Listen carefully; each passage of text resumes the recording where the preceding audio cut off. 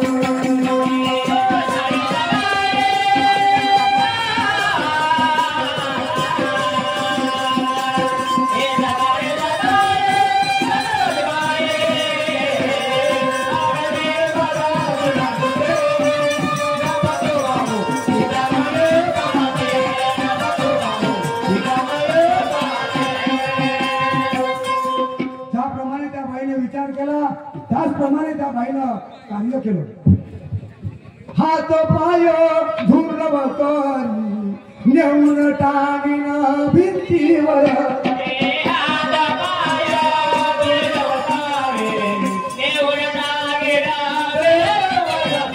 हात पाय धुरव करी नेऊन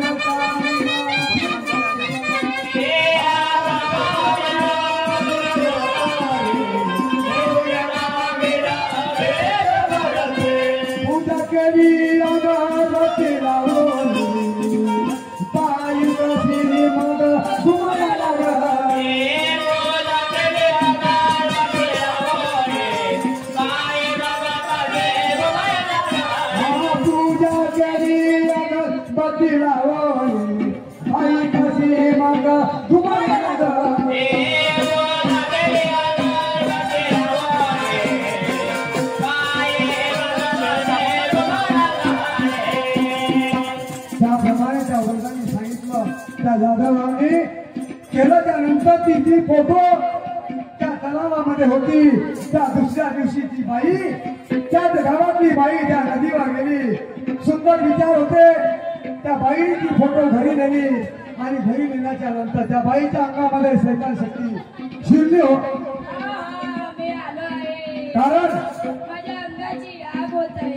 कारण ती परमात्मा एक नावाची फोटो होती. त्या परमात्माच्या फोटोला ज्यांना हात लावला त्यांचा हात गेला. कारण त्या प्रतिमेला बाईचा हात लागू शकत नाही. म्हणून सगळ्यांनी त्या घरचे कर्तव्य पुरुष तिथं जमले. गावातले लोक गोळा झाले. म्हणे काय झालं का तुला. आणि पती विचारू लागला शालू अगं शालू काय झालं का तुला. मी आलो आहे. कुठून. नदीवरून धुना धुवून आली. फोटो आणली. पूजा केली. कशाची फोटो आली तुला. बाबा हनुमानजीची. कुठं मिळाली. मला नदीत मिळाली. हो का. तिची पूजा केली आणि पूजा केल्यामुळे त्या बाईनं चांगलं काम केलं माझ्या सेवकांना. परंतु ती परमेश्वराची प्रतिमा होती. ती सेवकाची प्रतिमा होती. बाबा हनुमानजीची प्रतिमा होती. या मार्गामध्ये परमेश्वराच्या प्रतिमेला तत्वशब्द नियमाच्या प्रतिमेला किंवा माळेला जर हात लागला तर आपल्याला कार्य घेऊन होऊन घडवावं लागते. त्या अनेक वाल्या बाईने त्या प्रतिमेला हात लावला. हात लावल्याच्या नंतर घरी गेली. मनोभावे पूजा केली आणि बाई पागल झाली. बाई पैदा झाली त्या बाईच्या अंगामध्ये सरकार शक्ती शिरलो. शिंदवाडा जिल्हा संसद तालुका रंगली नावाचं गाव. त्या गावामध्ये यादवराव नावाचा एक सेवक होता. तो बाबाच्या मार्गात आहे. हा समोर कहाणी एंडिंगवर आहे. माझ्या शिवबलवानं घडलेली कहाणी आहे. आणि म्हणून त्या बाईच्या गती कशा झाल्या काय झालं.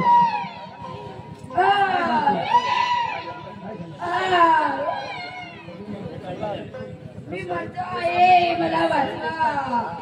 मी म्हणतो आहे मला वाचवा कोणीतरी. मला सुया टोचल्या. मला सुया टोचू लागल्या. माझ्या अंगाची आग होत आहे. मला वाचवा आता. ऐका मी सांगत. आव टोचू लागल्या सुया छातीला.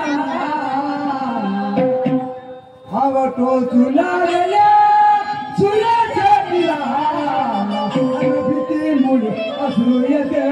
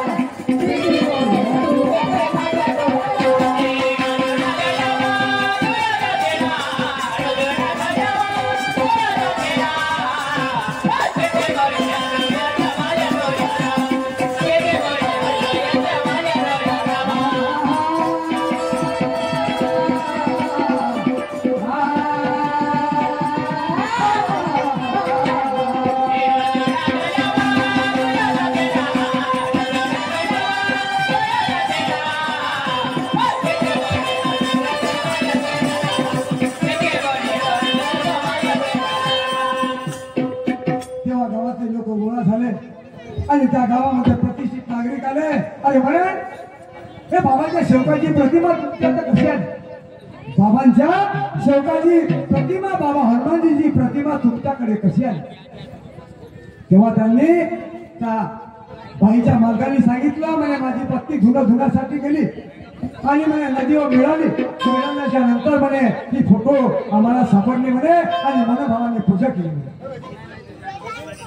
मनोभावाने पूजा केली म्हणे आणि म्हणून ही परिस्थिती आमच्यावाली म्हणे. तर प्रतिष्ठित नागरिक आले आणि काय म्हणते बघा. अरे म्हणे हे तुमच्या इथं प्रतिमा पाहिजे नाही. आता या प्रतिमेला ज्या ठिकाणून आणली त्या ठिकाणी पाण्यामध्ये देऊन टाका. म्हणून ती काय म्हणते बघा. ऐका.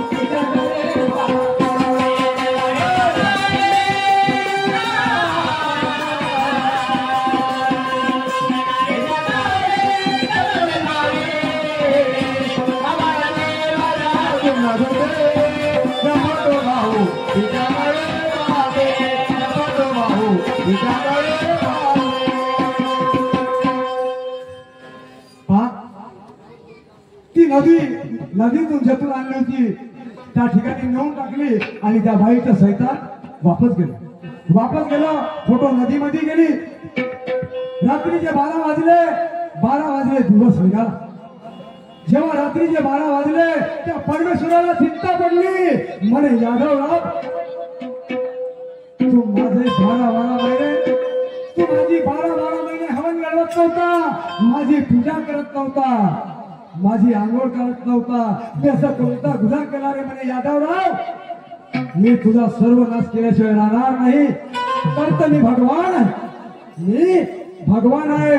तर त्या नदीतून मला आणला नाही तर तुझ्या परिवाराचा सर्व नाश केल्याशिवाय राहणार नाही. म्हणून भगवान परमेश्वर काय म्हणते बघा.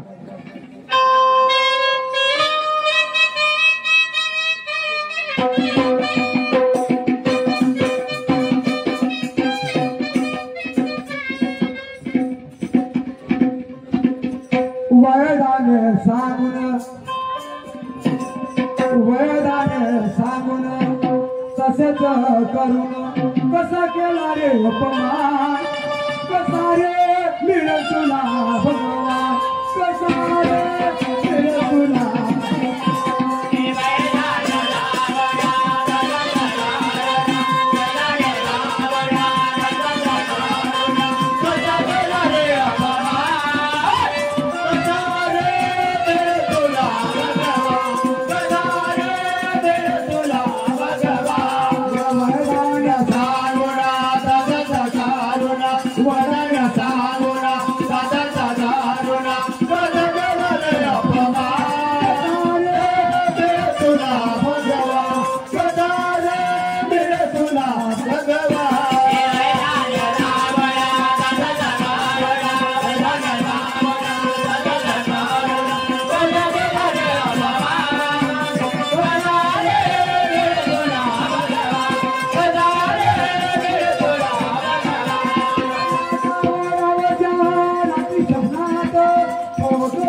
भाऊ ताज्या डोळ्या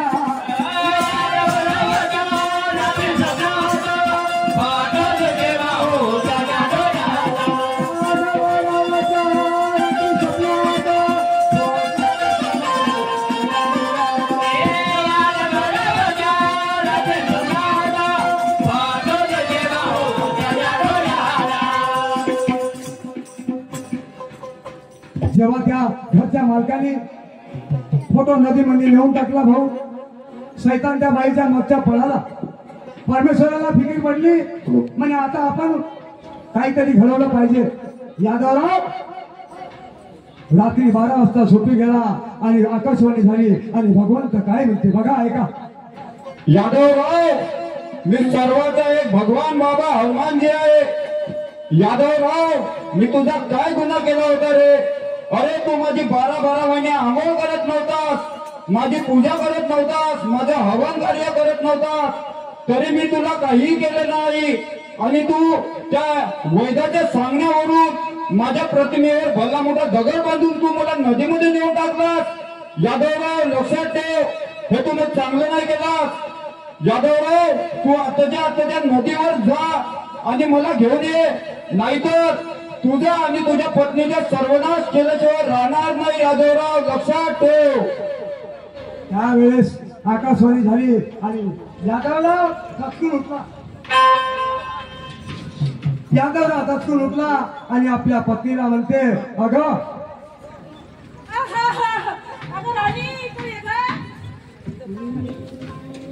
मी काय म्हणतो, काय झालं? स्वप्नामध्ये मी झोपी होतो. हो का? काय केलं ग? माझी जी फोटो आपण फिरवली आणि तुझ्या म्हणण्यानुसार तू आज माझ्या संसारात नाश केली का तुला बाळासाठी? आज मला झोप पुढे लागली आणि माझ्या बाबा स्वप्नामध्ये आले म्हणे, ए यादवराव, तुझा नाश केल्याशिवाय राहणार नाही. तू माझी फोटो तू नदीमध्ये फिरवला, 12 महिने आंघोळ करत नव्हतास माझी, आणि आज तुने माझा नाश केली ग, माझ्या जीवनाचा, माझा संसार बरबाद केली तू एका लेकरासाठी. आणि आता काय करावं? आता म्हणे माझी फोटो तू घेऊन ये नदीवर ये. आता चालायचं काय? हो का? यादवरावच्या रात्री स्वप्नात फोटो दिसे भाऊ ताज्या डोळ्या.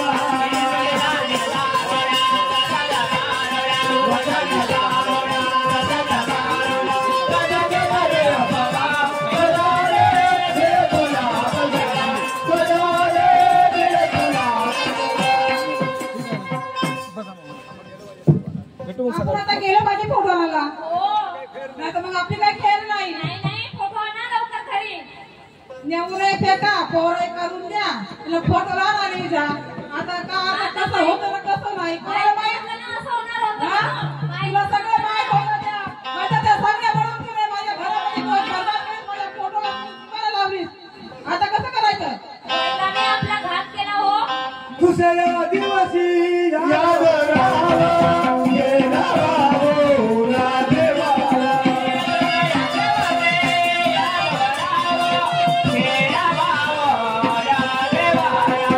दुसऱ्या दिवशी यादवराव गेला राहो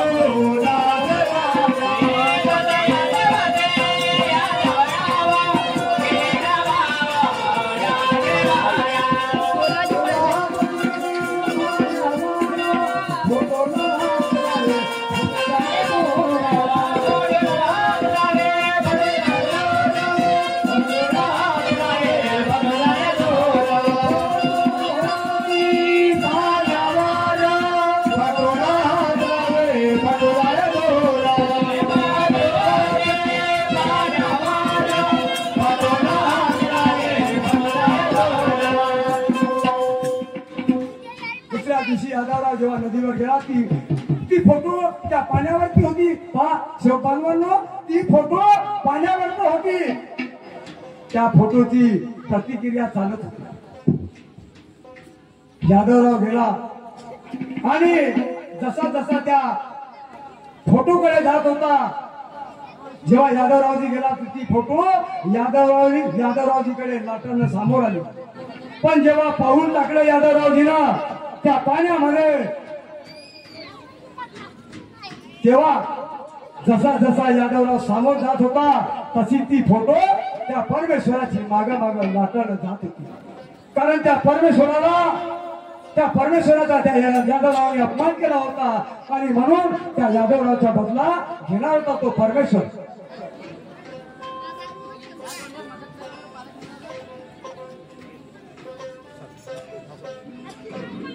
आम्हाला वेळ दिला हाच एंडिंग आहे. तर त्या परमेश्वराने त्या यादवराला शिक्षा देण्याचं ठरवलं आणि त्या नदीमध्ये दोन होते शिवपालवांनो.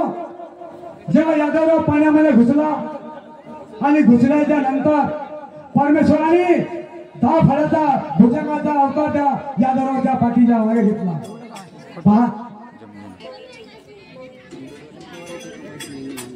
गळाभर पाणी झालं, त्याचा अंत लागला नाही, त्याला मारत होत. गळाभर पाणी झाला यादवराव,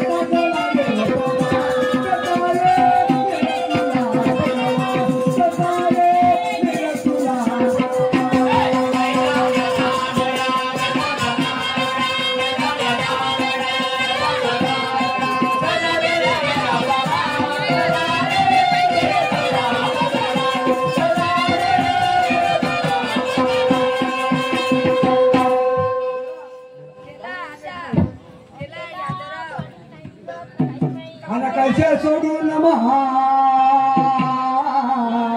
आणि गेले रायावो एकाचे सोडून हा गेले रायावो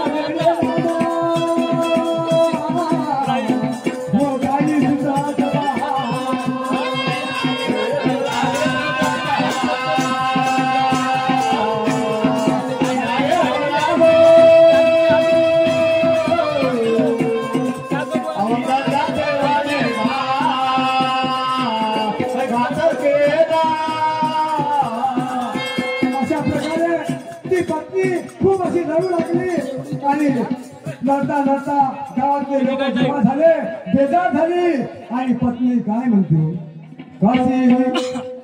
कशी नशिबाने फटा आज मांडली, कशी नशिबाने फटा आज मांडली, माझी जिंदगानी पाण्यामध्ये लागली, माझी जिंदगानी पाण्यामध्ये लागली.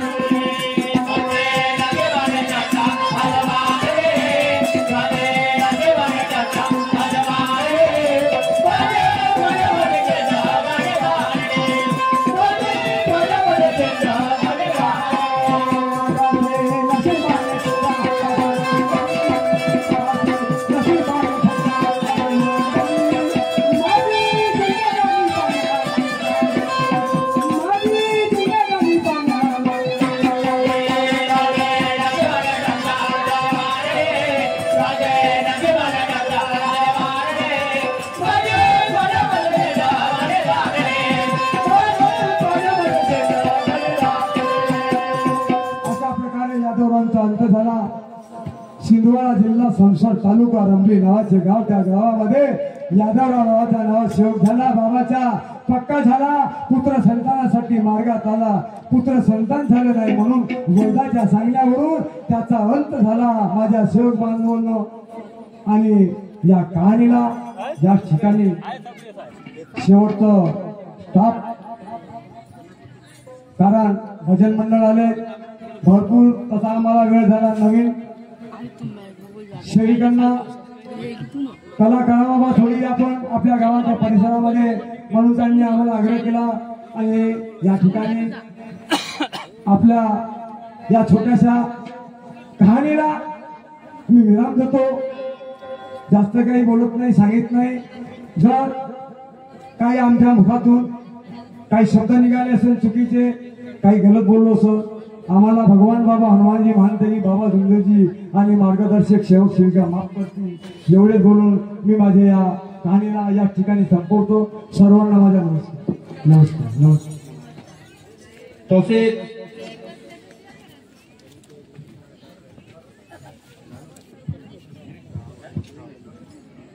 तसेच नवीन नवीन व्हिडिओ पाहण्याकरिता, सुंदर सुंदर मार्गदर्शन ऐकण्याकरिता महानतेजी बाबा झुमदेवजी भजन मंडळ पिरावा या युट्यूब चॅनलला फॉलो करून लाईक, शेअर, सबस्क्राईब करा. हे सर्वांना विनंती. सर्वांना नमस्कार.